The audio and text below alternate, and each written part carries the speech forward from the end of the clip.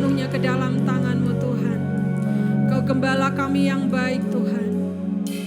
Kau gembala kami yang menuntun setiap langkah kehidupan kami. Kami serahkan semua waktu pemberitaan firman-Mu ke dalam tangan-Mu Tuhan. Biar setiap kami menyediakan wadah kehidupan kami untuk kami mendengarkan setiap firman yang dibagikan pada malam hari ini Tuhan. Mari Tuhan, Engkau beracara sepenuhnya. Yang disampaikan adalah yang hanya daripada-Mu saja Tuhan. Makasih Bapa, dalam nama Yesus kami berdoa. Amin. Silakan duduk saudara.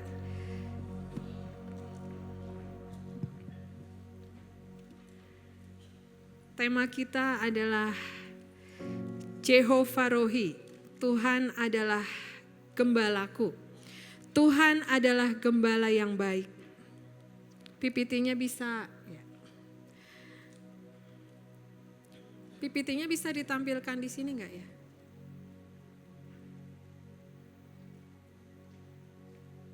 Saudara, ya. Next ya. Kita belajar God is Jehovah Rohi, berarti Ia memimpin kita dan melindungi kita. Memelihara kita, Ia memperhatikan kebutuhan kita. Kita tidak akan kekurangan. Ia menuntun kita dan mengurapi kita. Kalau kita bertanya apa tuh Jehovah Rohi? Jehovah Rohi, Tuhan adalah gembala kita. Yang memimpin, melindungi, memelihara seluruh kehidupan kita. Saudara, ada sebuah film. Kalau saudara bisa buka di YouTube bagaimana kumpulan domba-domba mencari gembalanya, saudara. Di situ diperlihatkan domba-domba itu digabung, saudara. Ada 3 gembala. Dan ketika mereka semua bergabung, dan ketika gembala yang satu hadir, berteriak gitu ya. Gembala yang kedua berteriak, yang ketiga berteriak.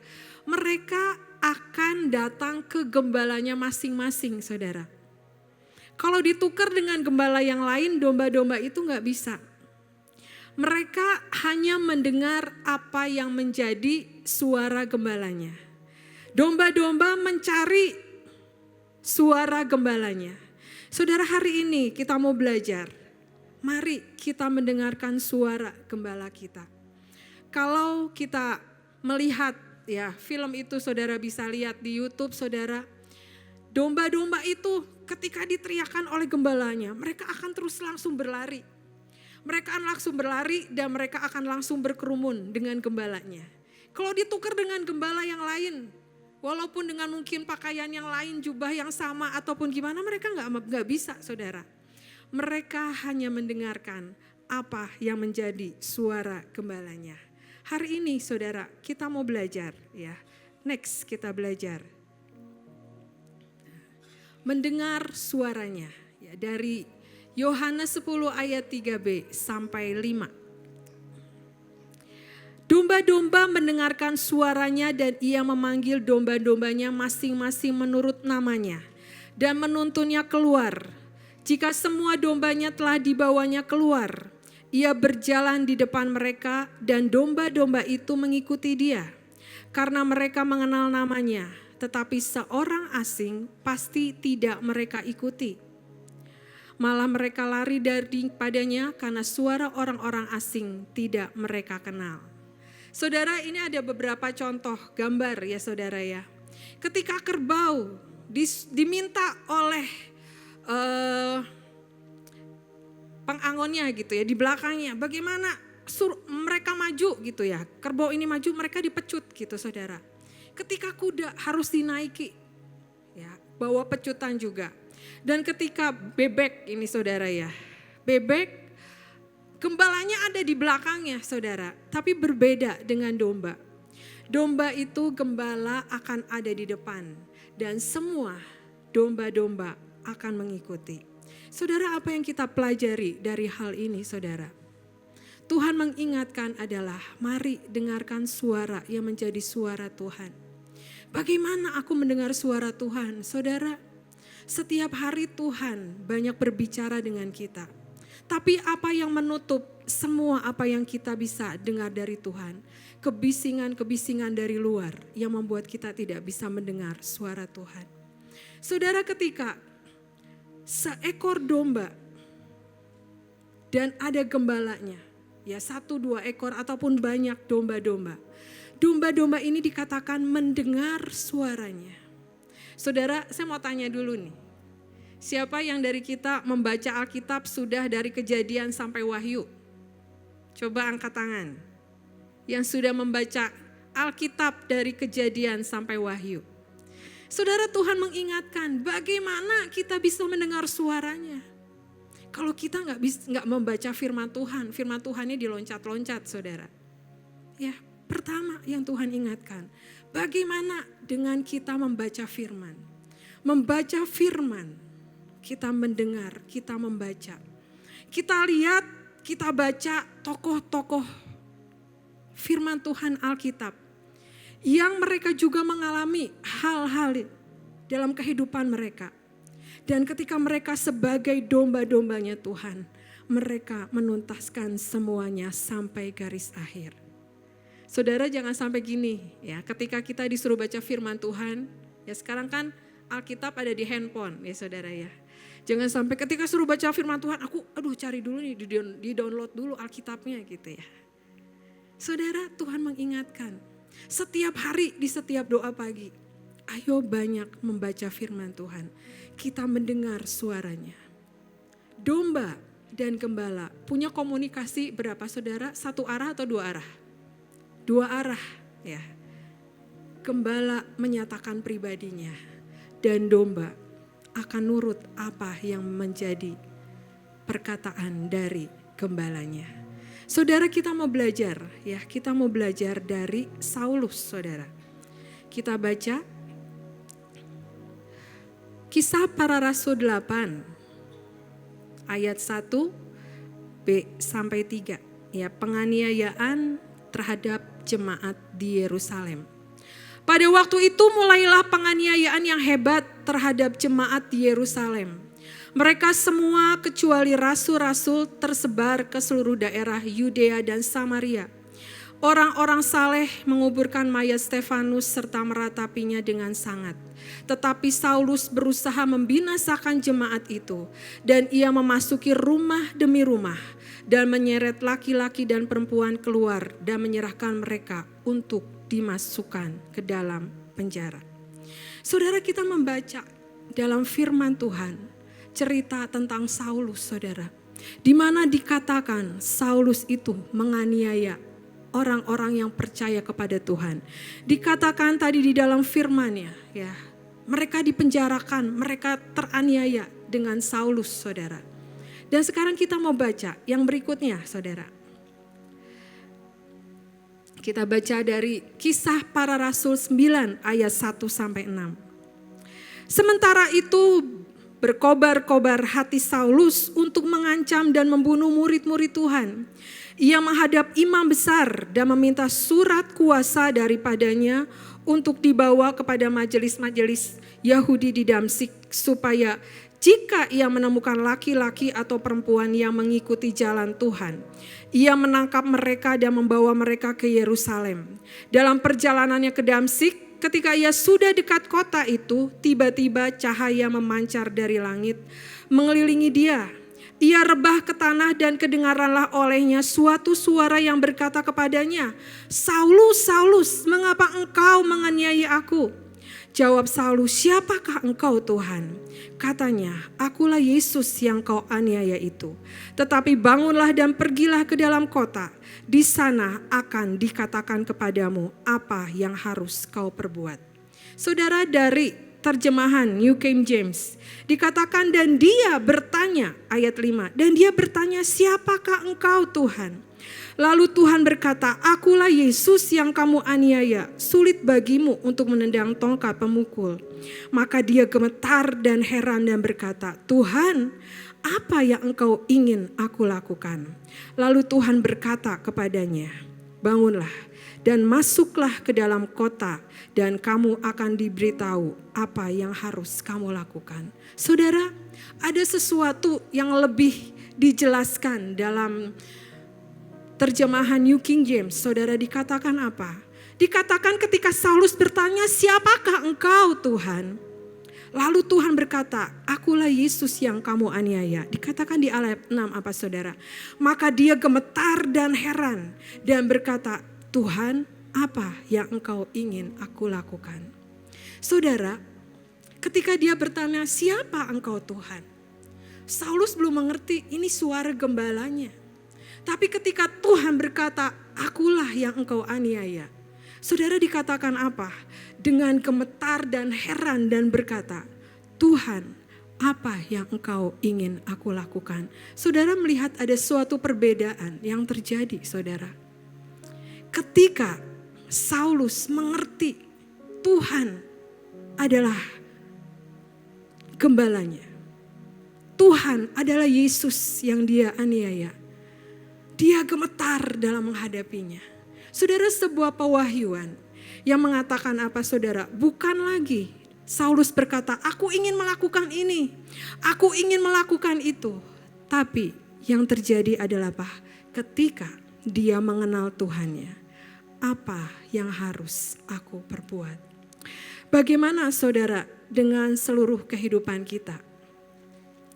Apakah ketika kita mengenal Tuhan, apakah kita masih Tuhan aku mau ini, Tuhan aku mau ini, aku ini gitu.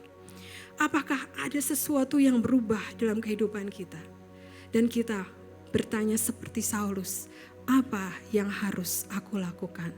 Adakah perbedaan karakter dalam kehidupan kita? Ketika kita mengenal Tuhan, jangan sampai saudara, orang berkata kepada kita, kamu kok ikut Tuhan, kamu gitu-gitu aja, kok kamu gak ada perubahan gitu. Ya mungkin gitu ya.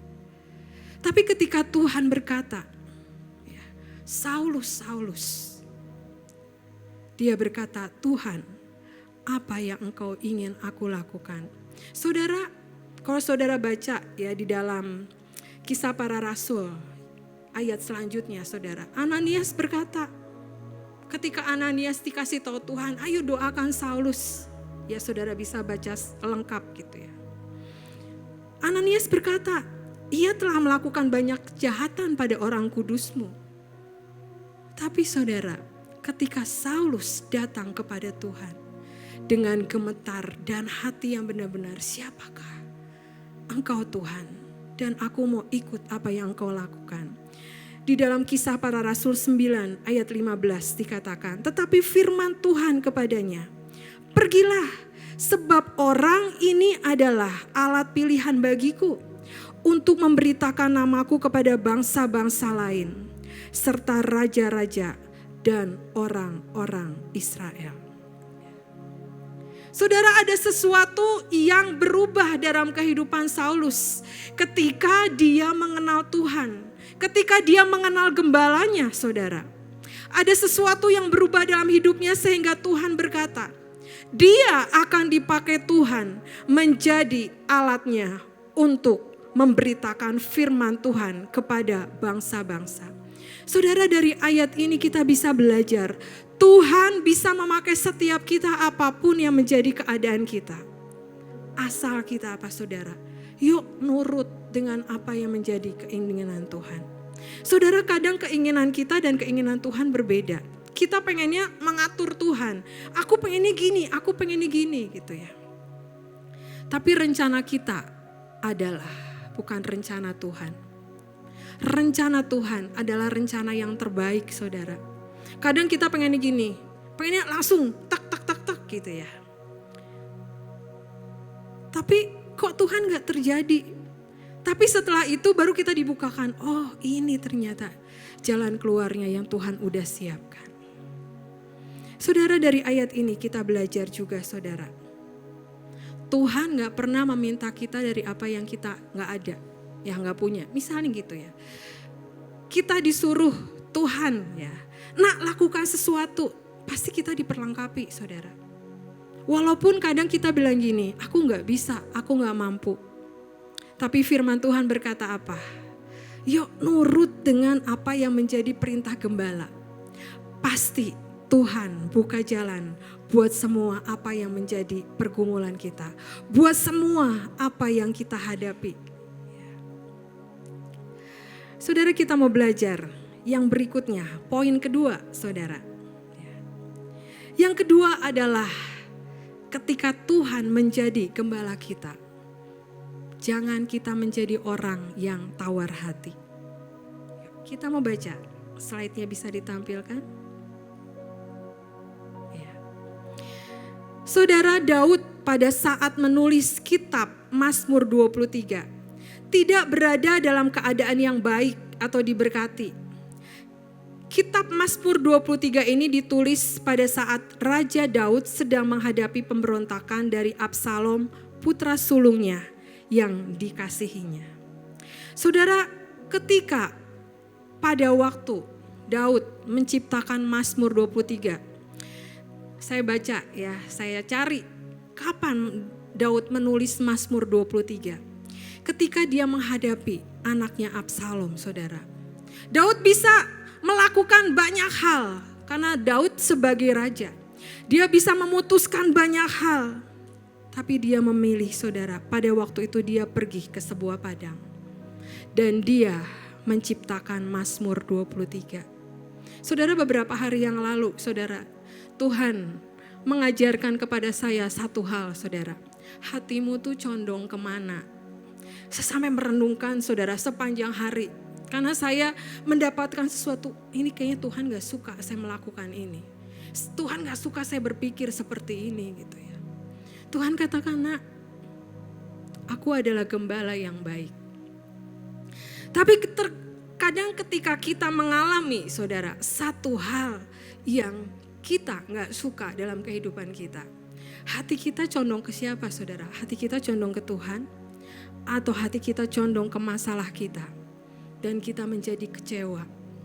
Dan kita menjadi gelisah. Kita menjadi khawatir, saudara. Dan pada saat itu saya datang sama Tuhan, Tuhan, sejujurnya setiap kita, kalau dalam keadaan yang baik-baik saja, kita gak tahu, saudara, hati kita yang terdalam seperti apa. Tapi kalau kita menghadapi sesuatu yang gak enak, dan kita mengalami suatu pergumulan, kita baru tahu ini hati kita ini condong ke siapa, saudara. Beberapa waktu yang lalu, saudara, saya menghadapi satu hal yang membuat saya, Tuhan, ini gimana? Bagaimana masalah ini terselesaikan? Dan Tuhan berkata apa? Kamu khawatir kan? Kamu menghadapi kekhawatiran kan? Kamu gelisah kan dalam menghadapi masalah ini? Sejujurnya saya gak tahu, saudara, kok saya gak dihadapkan dengan itu. Tapi Tuhan berkata, aku tahu hatimu yang terdalam. Saudara, Tuhan tahu hatimu yang terdalam. Ketika kita menghadapi segala sesuatu. Dan Tuhan mengajarkan ini, saudara. Belajar dari Daud. Apa yang dia alami? Dia bisa berbuat sesuatu ya kepada anaknya gitu ya.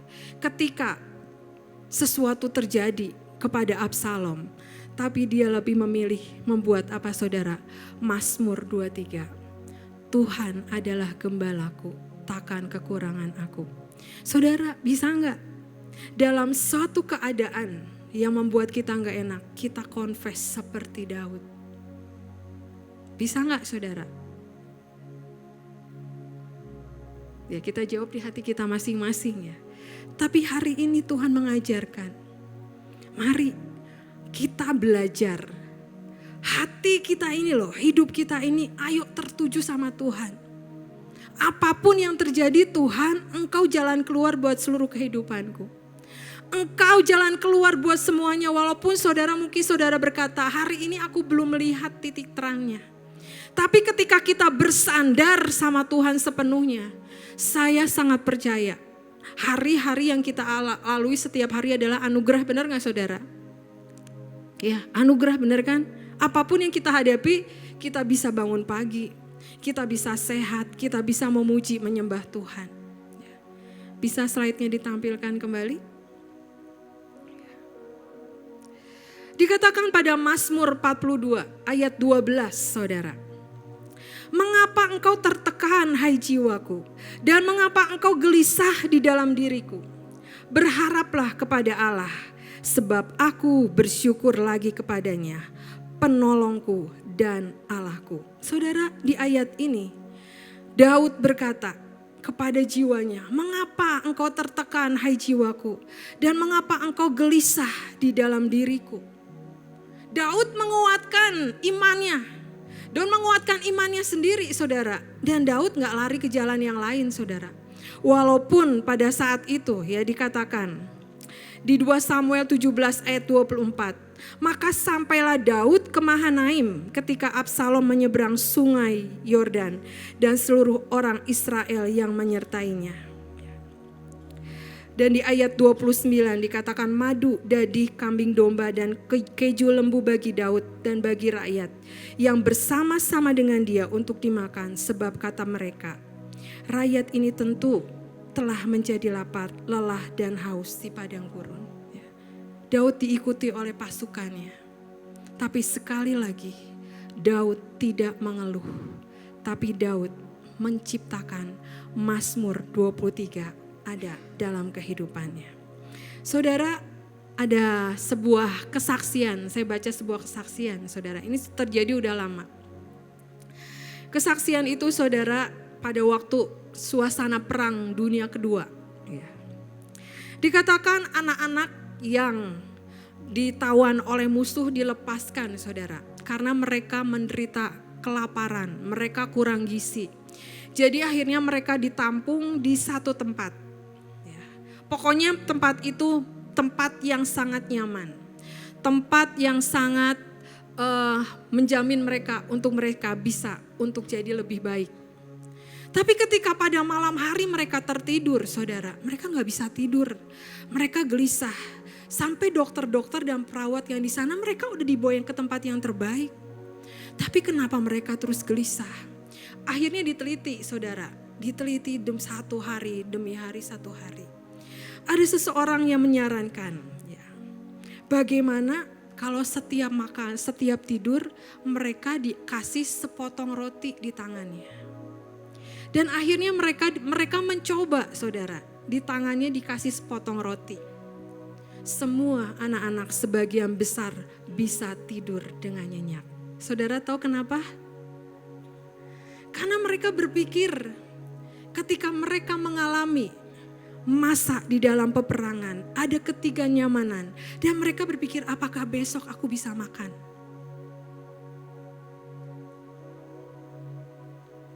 Dan ketika mereka dijelaskan, saudara, baru mereka mengerti bahwa apa yang menjadi ketakutan mereka adalah ada sebuah kekhawatiran yang membuat mereka, apakah besok aku bisa menikmati makanan yang enak seperti yang ada. Saudara, kita belajar orang yang tawar hati, orang yang meragukan Tuhan. Karena kita tawar hati, benar gak ya? Benar gak ya? Gitu. Saudara, mari jangan kita menjadi orang-orang yang meragukan Tuhan. Tapi mari kita alami hidup bersama dengan Tuhan. Ada kekhawatiran, ada kegelisahan, kadang ada kepanikan. Saya juga kadang panik, saudara. Ya. Tapi Tuhan berkata, nak, lakukan apa yang engkau mau, yang aku mau. Saudara, sejujurnya iPad saya tuh yang biasa saya pakai tuh rusak, saudara. Tiba-tiba hari ini mau sharing di sini, kemarin malam gak bisa dicas. Saya agak panik, saudara. Karena kalau yang kecil tuh saya harus pakai kacamata gitu ya. Makanya saya tadi minta ditampilkan di sini.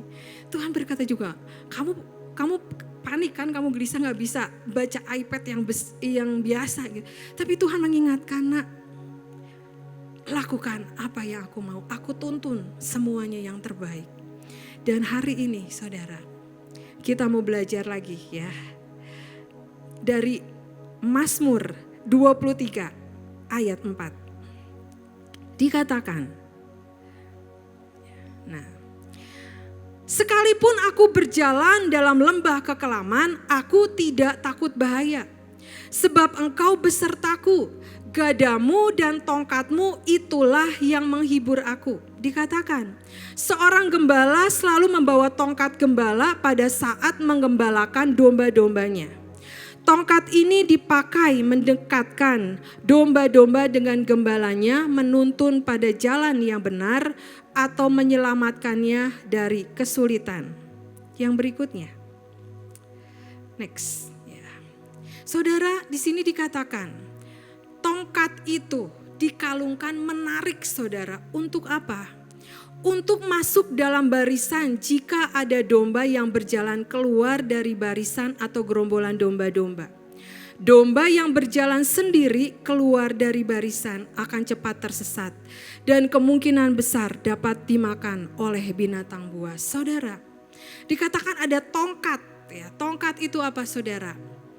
Untuk menarik setiap domba-domba yang domba-dombanya pergi tidak nurut sama gembalanya. Ditarik saudara, supaya apa? Domba ini kembali kepada jalannya. Dan yang kedua dikatakan apa? Mengangkat domba pada saat terjatuh.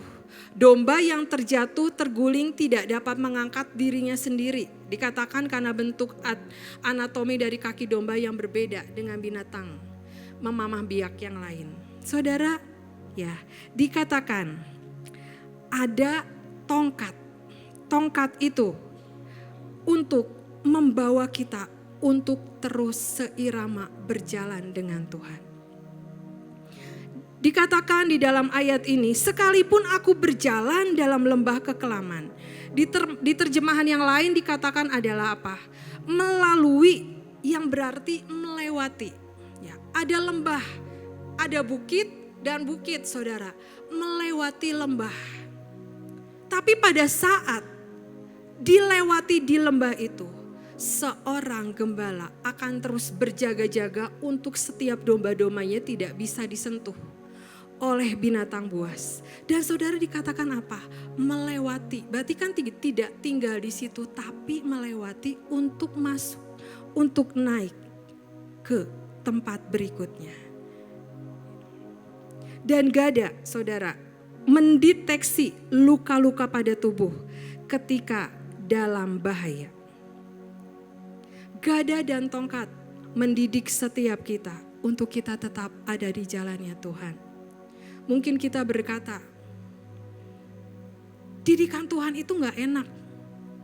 Tuhan mendisiplinkan hidupku tuh gak enak. Tapi saudara, kalau kita gak mau didik dan disiplin, kalau kita mau hidup kita berjalan sendiri, apa jadinya kita nanti? Tapi kalau kita mau dididik, kita mau mendisiplinkan diri, kita mau hidup kita benar-benar dituntun oleh Tuhan. Tuhan akan membawa kita untuk terus naik sampai puncak destiny dan menuntaskan semua sampai garis akhir dengan kuat. Amin saudara.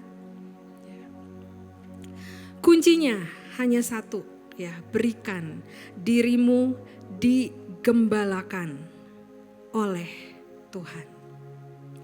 Tempatkan Tuhan sebagai gembala dalam kehidupan kita.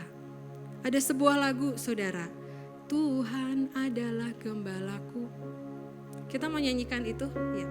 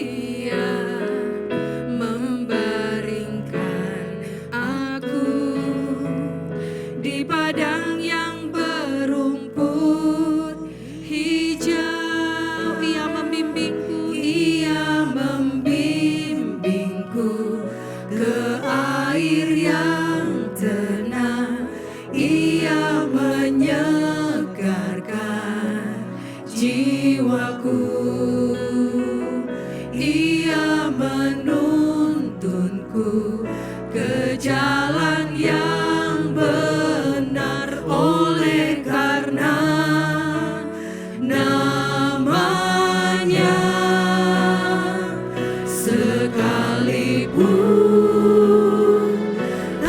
aku berjalan dalam lembah kekelaman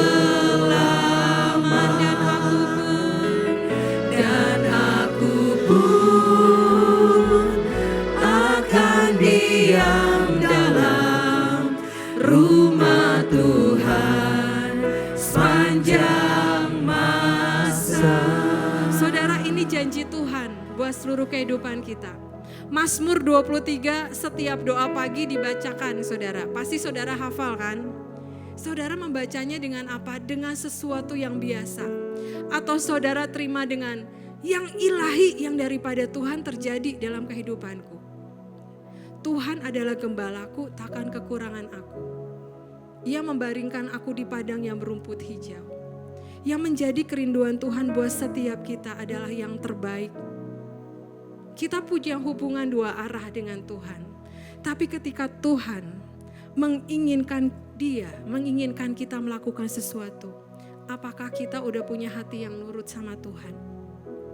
Atau kita menjadi anak-anak Tuhan yang banyak bertanya ataupun berdalih, ataupun kita punya keputusan yang lain?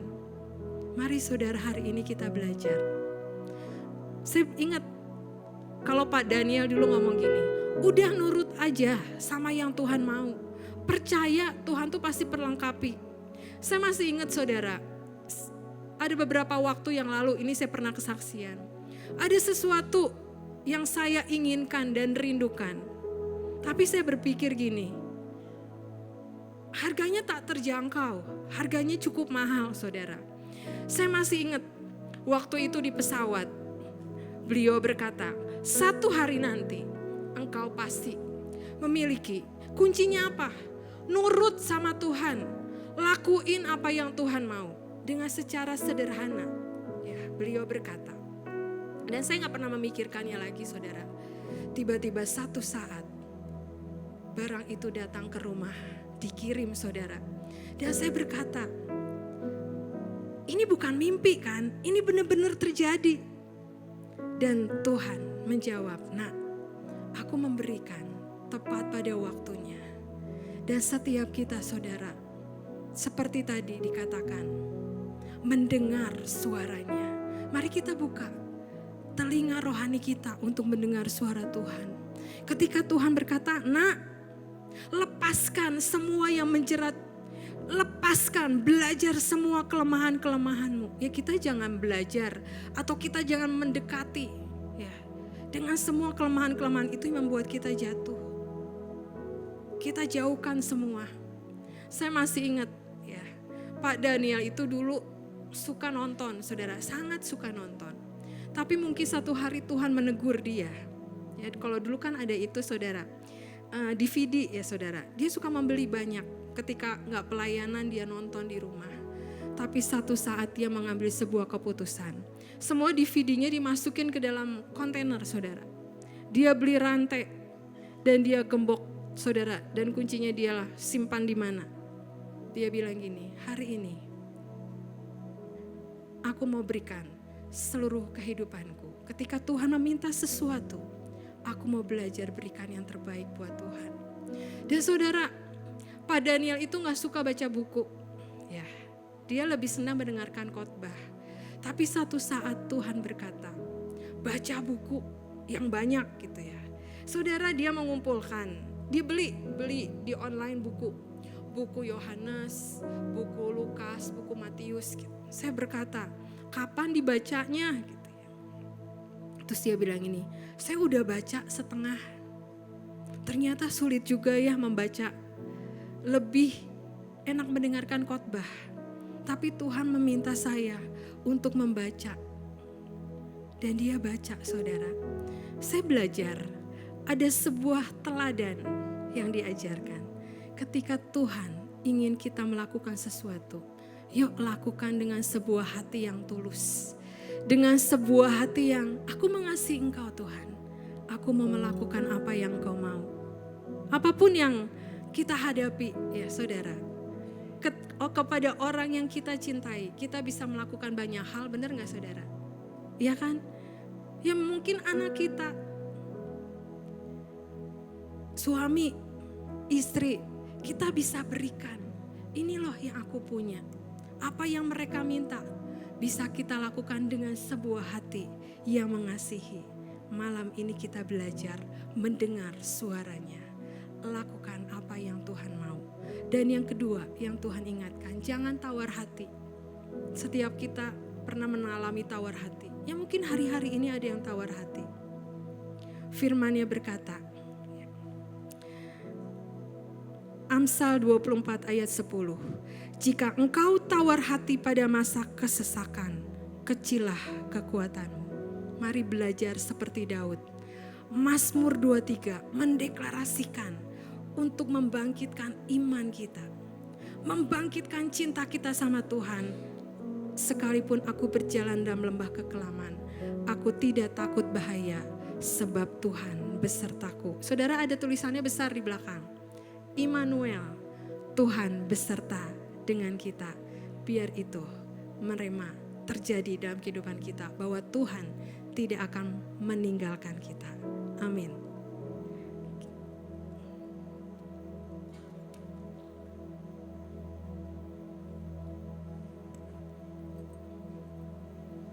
Saya lanjutkan sedikit tema bulan ini. Tuhan ingatkan beberapa kejadian yang terjadi dalam hidup saya dan keluarga saya di akhir-akhir hari-hari ini. Tema bulan lalu kita kan dikasih sama Tuhan adalah firm and unshakable.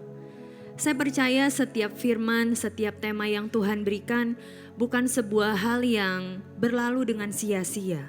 Saya selalu percaya setiap bulan tema yang Tuhan berikan pasti merema dan terjadi dalam setiap kehidupan kita. Cuman masalahnya kalau Tuhan sudah ngomong tentang firm and unshakable, pasti terjadi sebuah proses yang menguji apakah iman kita kuat, apakah iman kita kokoh dan tidak tergoyahkan di hadapan Tuhan. Dan tanpa kita sadari di bulan ini Tuhan memberikan tema yang baru, yaitu Jehovah Rohi. Dia adalah gembala dalam setiap kehidupan kita. Dari yang tadinya Tuhan memperkokoh setiap iman kita, saatnya kita bergantung sepenuhnya sama Tuhan. Saya selalu ingat kalau ayah saya khotbah tentang seorang gembala dan domba, dia selalu berkata domba itu adalah salah satu hewan yang tidak ngerti apa-apa. Dia hanya ikut gembalanya kemanapun dia pergi. Bahkan dia terkadang gak tahu makanannya di mana, dia berbaring hari itu di mana. Dia bergantung sepenuhnya kepada sang gembala. Kita mau sama-sama baca dari Mazmur 23 ayat yang pertama. Tadi Ibu Selvi juga sudah banyak bahas.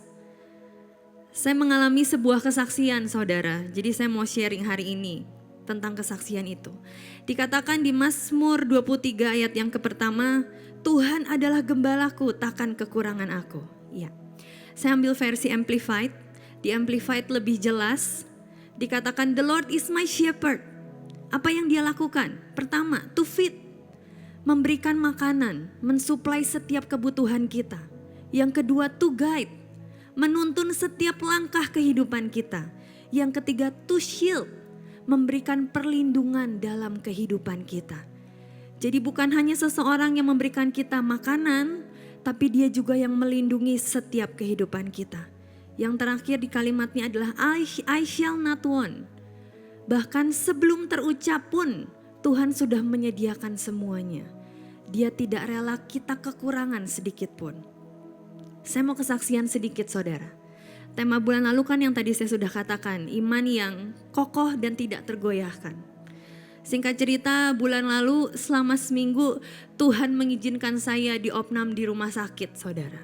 5 hari saya diopnam di rumah sakit. Buat saya itu adalah sebuah hal yang mengagetkan gitu. Jadi sebelum saya diopnam itu saya di Bandung, pulang dari Jakarta ke Bandung. Saya merasakan perut saya tuh kok gak enak banget gitu. Berkali-kali saya memang kalau salah makan itu perut saya langsung bergejolak, intinya sensitif perutnya. Tapi saya minum obat yang biasa saya makan selama 4 hari itu gak ada mending-mendingnya gitu. Bahkan hari keempat itu hari Senin itu sakit banget. Sampai saya tuh mau berdiri tuh gak bisa. Jadi nunduk terus kan, saya sampai gak datang ke tempat ini gitu. Singkat cerita, besoknya saya pergi ke Jakarta. Saya kecek dokter, tiba-tiba sampai dokter gak boleh pulang. Saya harus langsung rawat inap dan opnam di sana gitu. Tapi saya selalu percaya bahwa semua yang terjadi itu sudah Tuhan rekayasakan yang terbaik. Ketika saya masuk ke rumah sakit gitu, saya bertanya-tanya dalam hati, Tuhan saya salah apa ya gitu. Kok bisa kali ini saya sampai sakit harus diopnam gitu. Tapi dalam hati saya ada suara kecil yang berkata, udah nurut aja. Akan ada yang sedang aku kerjakan katanya seperti itu. Singkat cerita saya masuk ke rumah sakit, dokternya juga bingung saya sakit apa. Jadi selama 3 hari pertama saya tidak diberikan obat yang keras, saya hanya diberikan obat untuk menahan rasa sakit dan diobservasi selama 3 hari. Berkali-kali saya tanya, udah pulang aja ngapain ada di tempat ini gitu. Tapi dokternya selalu berkata, tunggu saya sedang mencari apa yang harus diobati katanya. Sampai satu titik tuh saya bertanya-tanya saudara, 3 hari udah kayak pengasingan di rumah sakit. Gak ketemu siapa-siapa, cuman yang nemenin doang gitu. Dan sampai satu titik saya tuh berdoa sama Tuhan. Saya bilang sama Tuhan, Tuhan saya gak tahu tentang hari esok saya bilang. Tapi saya percaya sampai satu titik saya harus pasrah banget sama Engkau. Kalau ditanya hari esok gimana saya gak tahu. Karena sampai hari ini saya gak tahu saya sakit apa, saya ngomong sama Tuhan. Dan di situ Tuhan cuma ngajarin satu hal. Ada saatnya di mana ketika kita harus dipaksa sama Tuhan untuk pasrah berserah sepenuhnya sama Tuhan. Tinggalkan semua pikiran manusia kita, tinggalkan semua keegoan hidup kita, dan saatnya kita bergantung sepenuhnya kepada Tuhan. Seperti seekor domba kepada gembalanya. Bergantung sepenuhnya sama Tuhan, percaya bahwa yang terbaik akan dikerjakan. Singkat cerita saudara, hari ke-4 dokternya datang, beberapa hasil lab sudah keluar dan akhirnya saya ketahuan sakit apa. Dan bahkan saudara, saya itu harus di kolonoskopi. Jadi saya harus dibersihkan perutnya, harus dilihat ada apa gitu. Terus di situ saya mulai khawatir, saya mulai takut gitu. Tuhan ini gimana, saya belum pernah sebelumnya. Tapi di hati kecil saya, ada seseorang yang berkata bahwa udah ikutin aja semuanya. Semuanya akan baik-baik aja. Secara manusia ya saudara, saya udah berpikiran macam-macam gitu. Sakit apa, sakit ini, sakit itu, salah ini, salah itu gitu. Tapi selalu ada damai sejahtera yang dari Tuhan. Sampai pada akhirnya kita sepakat, kita berdoa. Dan akhirnya hari ke-5 dokternya ini berkata, sudah selesai, boleh pulang, sudah ketahuan sakitnya apa katanya. Saya singkat cerita saya dikasih obat dan Emma itu datang ke rumah sakit. Jadi selama 5 hari ternyata yang menjaga Emma ceritain sama saya. Bu, selama 5 hari Emma selalu nyanyi pembuat mujizat setiap hari katanya. Dia yang ngajarin saya nyanyi lagu yang membelah laut, yang taklukkan badai katanya. Terus saya ngomong sama suami saya, Derian. Wah, Emma juga berdoa ya buat saya. Dan ketika saya pulang, perjalanan pulang, badan saya udah enakan, Tuhan tuh mengingatkan kepada saya. Nah, ingat gak? Beberapa minggu yang lalu engkau mimpi. Jadi beberapa minggu yang lalu, sebelum saya masuk rumah sakit, saya itu mimpi, saya masuk ke sebuah taman. Dan di taman itu banyak orang. Dan di sana itu saya melihat semua pakai baju yang indah gitu. Tapi ketika saya buka baju saya melihat perut saya itu sedang dibersihkan, dibenerin sama Tuhan. Dan ketika saya pulang Tuhan berkata, nak, aku sedang membersihkan hidupmu. Berjalan sama Tuhan deg-degan gak? Deg-degan banget. Kalau engkau nyusak selalu berkata ngeri-ngeri sedep. Tapi percayalah semua yang terjadi dalam kehidupan kita, Tuhan sudah rekayasakan yang terbaik buat setiap kita. Mungkin menurut kasat mata manusia, kok begini, kok begitu, mengapa begini, mengapa begitu. Tetapi Tuhan sedang melakukan hal-hal yang ajaib dalam setiap kehidupan kita. Kalau memang saat ini hidup kita perlu dipulihkan, Tuhan yang bersihkan. Kalau memang ada saatnya di mana Tuhan sedang membereskan hati kita sampai yang terdalam, masuk proses sama Tuhan. Jangan pernah bertanya mengapa dan mengapa. Next, kita mau sama-sama baca dari Mazmur 23 ayat yang kedua. Dikatakan di sini, ia membaringkan aku di padang yang berumput hijau, ia membimbing aku ke air yang tenang. Tadi Cinovi sempat bilang di awal, Pak Daniel pernah khotbah tentang Mazmur 23 dan mengatakan bahwa ada beberapa kondisi di mana seekor domba ini gak bisa berbaring. Ternyata yang pertama, seekor domba ini tidak bisa berbaringkan badannya di padang kalau dia merasa takut. Apakah di bulan ini ketika Tuhan mau berkata sama kita, ayo bergantung sepenuhnya sama Tuhan. Jangan takut dengan melihat kenyataan yang ada. Maukah kita tetap percaya walaupun di depan kita belum ada pengharapan yang terlihat? Maukah kita tetap percaya bahwa keajaiban itu sedang terjadi dalam setiap kehidupan kita? Yang kedua, domba itu adalah social animals katanya. Ketika ada gesekan antara sesama domba, dia tidak pernah mau berbaring. Apakah di bulan ini kita mau dibersihkan sama Tuhan? Biar ada shalom yang dari Tuhan masuk dalam setiap hidup kita. Ayo berbaring, biarkan apa yang menjadi rencana Tuhan terjadi dalam setiap kehidupan kita. Yang ketiga, dikatakan seekor domba ini tidak bisa berbaring kalau hidupnya busy, sibuk dengan lalat dan parasit. Dan semuanya itu ternyata bersarang di kupingnya, di telinganya. Nah, maukah di bulan ini kita buang semua hal yang negatif, yang coba meracuni hidup kita, yang coba merusak hidup kita, dan mau gak kita fokus sama Tuhan. Bergantung sepenuhnya kepada Tuhan, bahwa Dia adalah seorang gembala yang akan menuntun setiap langkah kaki kita. Yang keempat, seekor gembala itu tidak bisa berbaring kalau dia khawatir tentang makanan dan dia adalah salah satu binatang yang tidak bisa kelaparan. Maukah kita tetap percaya sama Tuhan bahwa Tuhan akan menyediakan bahkan yang belum terucap dalam setiap kehidupan kita? Maukah kita tetap percaya sama Tuhan bahwa Tuhan yang akan memenuhi setiap kebutuhan hidup kita?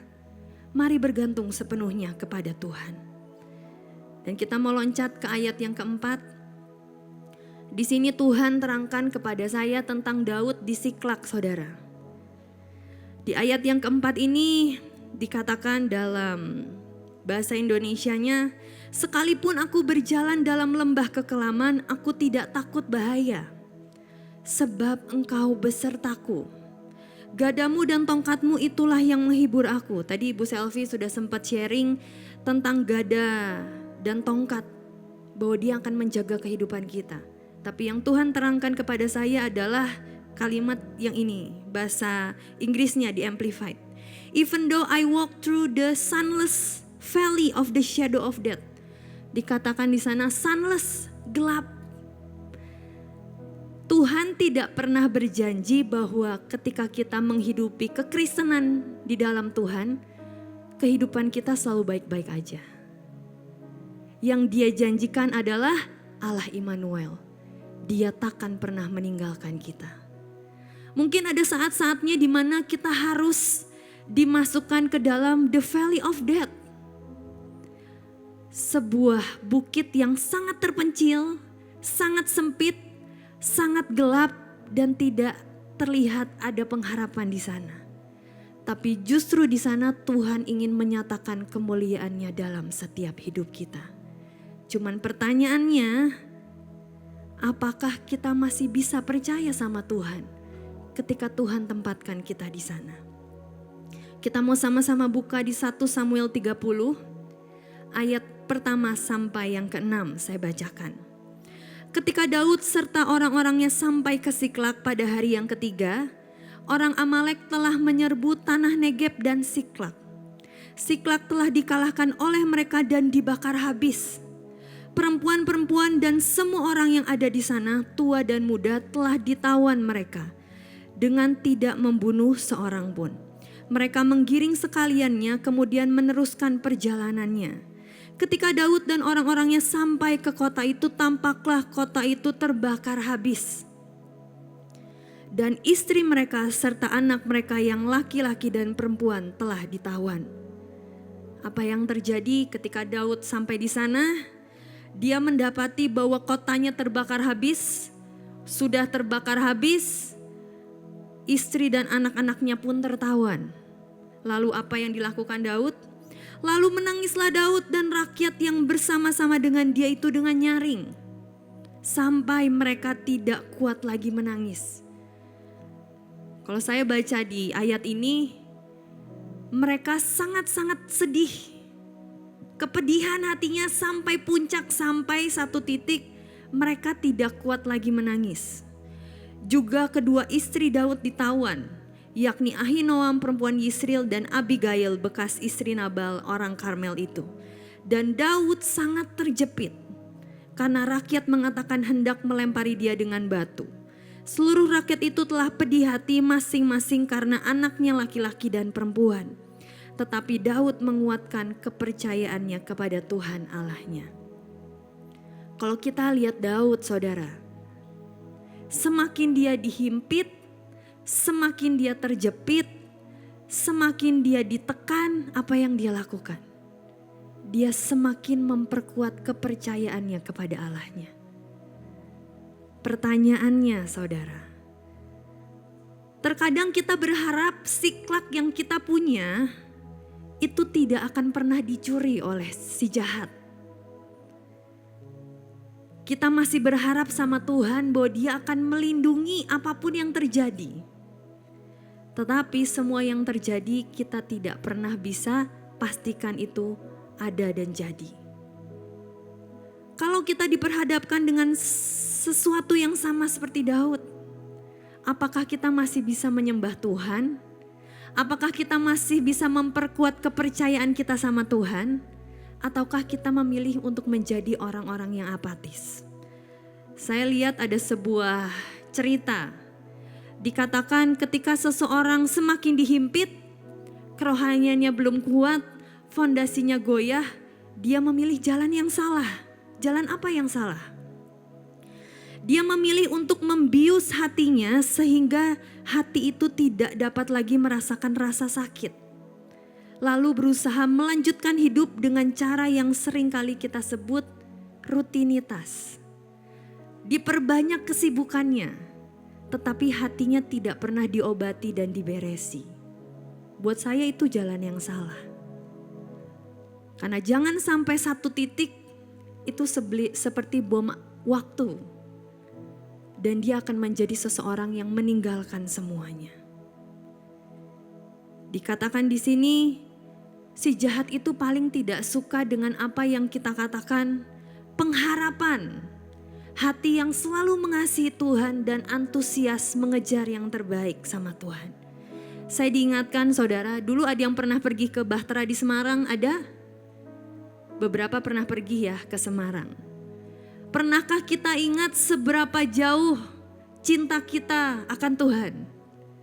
Bagaimana seseorang bisa menunggu dari subuh sebelum pintu dibuka hanya demi mendapatkan tempat paling depan yang terbaik yang bisa mereka ambil untuk menikmati hadirat Tuhan. Seseorang rela ngantri lama banget di belakang, ada yang sampai nginep di sana. Suami saya dulu Derian, saudara, dia cerita, dia itu di zaman kuliah, dia harus bolak-balik Jakarta, Semarang dalam satu hari hanya demi ujian. Karena dia mengejar acara di Semarang dan bertemu dengan Tuhan.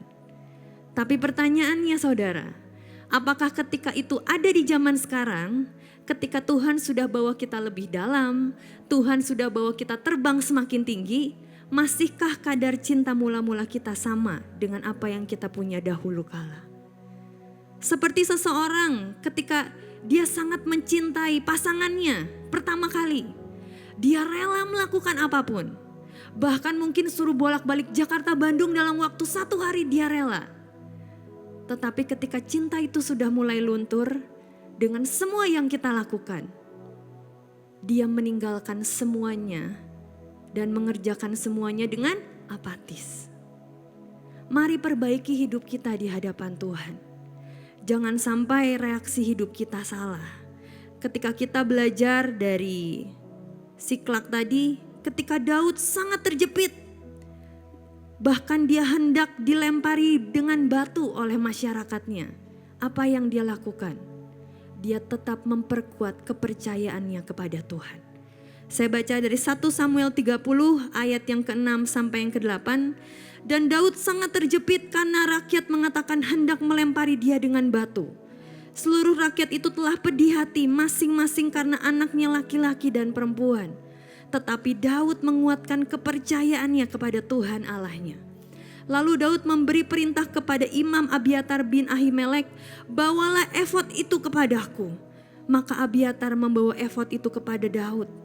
Kemudian bertanyalah Daud kepada Tuhan, katanya, haruskah aku mengejar gerombolan itu? Akan dapatkah mereka kususul? Dan ia berfirman kepadanya, kejarlah, sebab sesungguhnya engkau akan dapat menyusul mereka dan melepaskan para tawanan. Kita loncat ke ayat yang ke-18. Daud melepaskan semua apa yang dirampas oleh orang Amalek itu, juga kedua istrinya dapat dilepaskan Daud. Percayalah kalau reaksi hati kita tepat, berkat yang terbaik sedang Tuhan persiapkan dalam hidup setiap kita. Bahkan semua yang telah dicuri akan Tuhan lipat kali gandakan terjadi dalam setiap kehidupan kita. Cuman pertanyaannya, masihkah kita percaya sama Tuhan? Walaupun Tuhan menempatkan kita di sebuah bukit yang sangat gelap, sempit, dan bahkan tidak terjangkau. Masihkah kita bisa percaya sama Tuhan dan bergantung sepenuhnya kepada Tuhan? Dikatakan dalam Roma 8 ayat yang ke-28, Allah turut bekerja dalam segala sesuatu untuk mendatangkan kebaikan bagi mereka yang mengasihi Dia. Ketika bulan lalu kita sudah diberikan Tuhan iman yang kuat dan tidak tergoyahkan, mari praktekkan itu di bulan ini. Sejauh mana Tuhan akan membawa kita, tetap kokohkan dan kuatkan setiap iman kita. Kalau memang di bulan ini Tuhan ingin kita bergantung sepenuhnya sama Tuhan, ayo berjalan bersama dengan Tuhan. Saya mau menutup dengan sebuah kesaksian, saudara. Jadi kemarin ini saya baru pameran 2 hari. Sejujurnya saya udah ngomong sama ibu saya. Jadi saya selain pelayanan, saya punya usaha juga pembuatan baju, gaun, dan bridal. Beberapa tahun yang lalu saya pernah ikut pameran, saudara. Dan di pameran itu saya tidak menghasilkan apapun, bayangkan. Saya sampai mempertanyakan sama Tuhan, Tuhan, Engkau suruh saya sekolah jauh-jauh ke Singapura gitu. Tapi saya rasa kok saya kerja keras tidak ada hasilnya sama sekali gitu. Tapi saya selalu pegang perkataan Pak Daniel, ayah saya. Percayalah semua yang digariskan di hidupmu pasti tidak akan ada yang gagal. Dia selalu ngomong gitu sama saya. Jangan pernah kecewa sama Tuhan. Semua yang Tuhan berikan adalah yang terbaik. Bahkan kalau engkau khawatir tentang hari esok, percayalah Tuhan pegang kendali semuanya. Dia selalu ngomong gitu sama saya dari dulu. Singkat cerita akhirnya saya ditawarin orang ikut pameran. Saya ditawarin juga untuk bikin bridal lagi. Saya ini ngomong sama ibu saya, ngomong sama ibu Ame. Saya gak mau gagal, ngapain buangin uang gitu. Singkat cerita saudara, saya melihat sebuah setapak awan. Tiba-tiba tanggal 1 Oktober ada seseorang transfer sekian nominal ke rekening butik. Bukan ke rekening saya, ke rekening butik. Saya kira orangnya salah transfer. Saya tunggu berhari-hari, tidak ada jawaban, tidak ada kabar. Nominalnya ada angka 5 dan 7. Tuhan berkata dalam hati saya, ada anugerah yang sempurna buat engkau nak. Perjalanan yang baru sedang dimulai, Tuhan katakan. Terus saya bilang sama Tuhan, Tuhan, saya berkali-kali gagal. Saya sudah mau menyerah dan meninggalkan semuanya. Saya ngomong sama ibu saya tutup aja mah. Saya bikin usaha yang lain. Tapi saya selalu ingat sekali lagi perkataan ayah saya. Semua yang digariskan pasti ada maksudnya buat hidup kamu gitu. Akhirnya itu step pertama yang saya terima. Step kedua saudara, saya lagi anteng-anteng di butik, tiba-tiba Ibu Amei datang. Ada seseorang yang mau bekerja katanya. Dia adalah seorang tukang payet dan tukang jahit dari sebuah bridal ternama di Bandung. Saya bilang sama Ibu Ame, dulu kita cari susah banget, gak ada yang mau kerja sama kita, saya bilang. Kok tiba-tiba ini orang datang sendiri minta kerja di sini. Itu setapak awan kedua yang saya terima. Yang ketiga saudara, akhirnya saya berani melangkah bersama dengan Tuhan. Saya ikut pameran kemarin Sabtu dan Minggu. Tiba-tiba tertulis di WA, saya ditelepon jam 6 sore. Ibu di mana katanya? Loh, saya masih ada di butik. Saya bilang, saya mau jalan ke sana jam 6. Oh, udah gak bisa katanya. Ibu gak ngeliat pengumuman di grup katanya. Jadi ternyata ada pengumuman bahwa loading time itu hanya jam 2 sampai jam 5 sore. Saya kalang kabut di butik. Tuhan, kenapa seperti ini lagi gitu. Ketika saya mau berjalan bersama dengan Engkau, kok selalu ada aja yang terjadi gitu. Singkat cerita saudara, saya itu panik. Saya cari kunci mobil saya di butik, gak ketemu. Apa yang terjadi saudara? Suster anak saya bawa kunci mobil saya ke rumah ibu saya, bayangkan. Jadi saya sampai ngomong sama Gita, ini udah jam 5 lebih, kita mau lari pun, mau ikut Grab pun gak keburu, jam 6 pasti tidak akan sampai. Akhirnya dalam hati saya tuh ada suara kecil berkata, udah ikutin aja, ikutin. Akhirnya saya melanjutkan membereskan gaun-gaunnya, dihargain semuanya dan lain-lain. Saya ngomong sama Gita, udah telat lah Git. Ngapain dilanjutin juga, saya ngomong sama Gita. Tiba-tiba saudara, Gita telepon orangnya. Gak apa-apa titipin aja di resepsionis katanya. Gaun-gaunnya semuanya titipin aja. Nanti dianterin, kalau gak besok minta diambilin. Saya tuh tetap berharap dalam hati, Tuhan pasti ada keajaiban gitu. Kalau Engkau sudah menunjukkan semuanya pasti ada keajaiban. Singkat cerita saudara, saya datang ke hotelnya. Saya turunin semua gaunnya. Tahu gak jawaban orangnya apa? Ibu boleh saya antarkan ke ballroom katanya. Terus saya ngomong sama yang pengantarnya. Katanya udah ditutup Pak jam 6. Gak apa-apa Bu, pasti bisa kata bapaknya. Saya tuh jalan sama Gita sambil ketawa-ketawa. Dalam hati saya tadi orangnya tuh udah ngomong jam 6 tuh udah ditutup gak bisa. Dan benar saudara, saya masuk ke depan ballroom, dibuka-buka gak bisa. Geser ke pintu sebelahnya, dibuka-buka gak bisa. Saya tadi ngomong sama orangnya, Pak, WO-nya sudah ngomong sama saya jam 6 ditutup. Tenang Bu, saya panggil orang yang bawa kuncinya katanya. Saya tuh sampai terkaget-kaget gitu, saya sampai ngomong, kok bisa ya Tuhan tuh ketika sedang memberikan sesuatu tuh kayak dijor-jorin, kayak didorong-dorong gitu. Padahal kitanya udah gak mau gitu. Singkat cerita orangnya lari, dibukain saudara ballroomnya. Saya seorang diri yang nata wedding gown di sana. Yang lain sudah pulang dan tidak ada. Itu keajaiban yang ketiga. Yang keempat saudara, saya itu kemarin ada acara big kan, kebaktian hari Minggu di AOC. Saya bilang sama Tuhan, Tuhan Engkau sudah membuka jalan dari awal dikasih berkat. Engkau sudah membuat banyak mujizat. Ayo dong Tuhan, ini acara diakhiri tidak dengan tangan kosong gitu saya bilang. Saya ngomong sama Gita di WA sama Ibu Ame, ayo sepakat pasti ada yang beli, saya bilang kayak gitu. Saya gak mau pulang, saya kecewa lagi gitu. Singkat cerita saudara, tiba-tiba ada orang itu dari Jakarta jauh-jauh ke Bandung, muter, balik-balik di situ lagi. Akhirnya dia ngomong, saya mau ini. Udah, itu yang pertama. Yang kedua, kemarin saya jaga di sana. Tiba-tiba saudara ada orang yang kenal, membeli beberapa baju gitu. Mungkin nominalnya tidak besar, tapi buat saya seperti merasakan berkat yang mengejar setiap hidup kita. Bukan kita yang selalu mengejar berkat. Percayalah bahwa ketika kita berjalan di jalan yang tepat, ketika kita bergantung sepenuhnya sama Tuhan, pasrah sama Tuhan, Tuhan yang akan membukakan setiap pintu yang tertutup dalam setiap kehidupan kita. Yang terakhir saudara di ayat yang ke-6. Di Mazmur 23 ayat yang ke-6 dikatakan, kebijakan dan kemurahan belaka akan mengikuti aku seumur hidupku dan aku akan diam di dalam rumah Tuhan sepanjang masa. Ternyata artinya adalah di bahasa Inggrisnya, goodness and unfailing love are said to pursue me all the days of my life. Artinya apa saudara? Kebaikan dan kasih Tuhan itu yang mengejar setiap kehidupan kita. Bahkan di kata aslinya dikatakan seperti seorang pemburu yang mengejar buruannya. Kita kalau ngelihat seorang pemburu kan bagaimanapun dia akan mengejar sampai dapat. Bayangkan ketika kita hidup di jalan yang benar, berkat itu yang akan mengejar setiap kehidupan kita. Jadi mari tetap kokoh, berdiri dengan kuat.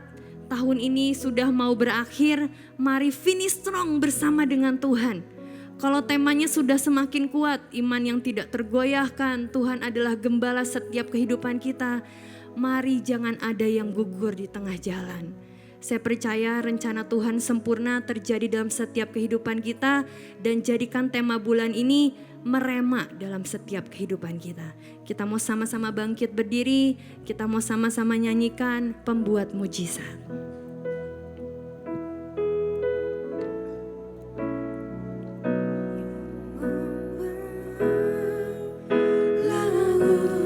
Yang terduga mustahil pun terjadi karena kuasa-Mu yang pegang hidupku, yang buka jalan bagiku. Kau pembuat mujizat sejati yang membelah laut yang terduga. Mustahil pun terjadi karena kuasa-Mu yang pegang hidupku, yang buka jalan bagiku. Kau pembuat mujizat sejati yang membelah laut yang terduga. Mustahil pun terjadi karena kuasa-Mu yang pegang hidupku, yang buka jalan bagiku. Kau pembuat mujizat sejati yang membelah laut yang Tuhan, kami bawa setiap hidup kami di hadapan-Mu Tuhan. Percaya Engkaulah pembuat mujizat dalam setiap hidup kami Tuhan. Apa yang dikatakan mustahil bersama Engkau akan dijadikan nyata Tuhan. Biar tema bulan ini Engkaulah gembala buat setiap kami Tuhan. Mari tuntun setiap langkah kehidupan kami. Kami percaya Engkaulah Jehovah Jireh buat setiap kami Tuhan. Engkau yang menyediakan dan menyuplai setiap kebutuhan kami Tuhan. Kami percaya Tuhan, rencana-Mu sempurna atas setiap kehidupan kami. Tidak ada iman kami yang gugur di tengah jalan Tuhan, tapi Engkau yang memperkokoh setiap kehidupan kami. Engkau yang memperkokoh setiap kaki kami untuk selalu berjalan dalam kemustahilan bersama dengan Engkau Tuhan, yang membelah laut, yang bukan badai, yang mustahil pun terjadi karena kuasa-Mu yang pegang hidupku, yang buka jalan bagiku. Kau membuat mujizat sejati. Kami percaya Tuhan, Engkaulah gembala kami yang terbaik Tuhan. Mari tuntun setiap langkah kehidupan kami. Buat kami bisa berpegang sepenuhnya kepadamu Tuhan. Buat kami tetap berpegang teguh kepada janji-janji-Mu Tuhan. Karena kami percaya Engkau yang menyediakan setiap kebutuhan yang kami perlukan. Bagi yang sedang berdoa untuk setiap masalah yang mustahil Tuhan, kami percaya mujizat demi mujizat sedang terjadi dalam setiap kehidupan kami Tuhan. Kami serahkan semuanya ke dalam tangan-Mu. Biar rekayasa yang sempurna menyempurnakan semuanya Tuhan. Terima kasih Tuhan, di dalam nama Tuhan Yesus. Haleluya, amin.